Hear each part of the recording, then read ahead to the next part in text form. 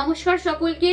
আমাদের যে জীবন ভান্ডার শুরু হয়েছে, আজকেও আমরা জীবন ভান্ডার নিয়ে বেরিয়ে এসেছিলাম এবং সেই ভান্ডার নিয়ে চলে এসেছি আমাদের রানাঘাটের ছোট্ট শিশু অস্মিকার বাড়িতে। তার চিকিৎসার জন্য জীবন ভান্ডার শুরু হয়েছে। তো আজকে দাদাভাই আমাদের দুদিনের জীবন ভান্ডার 4টি ঘর রয়েছে, সেই 4টে ঘর দাদাভাই ভাঙবেন। তো দেখা যাক কি হয়, আপনারাও দেখতে থাকুন কত টাকা আমরা তুলতে পারলাম।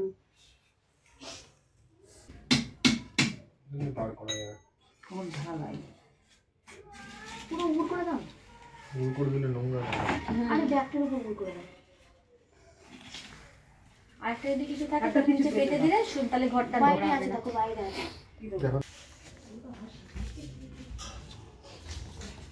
তো আমাদের জীবন ভান্ডার নিয়ে আমরা যে বেরিয়েছিলাম দুদিনে যে টাকাটা হচ্ছে সেটা আমরা গুনেছি। তো শুভদার কাছ থেকে শুনে নেবো কত টাকা উঠলো আমাদের।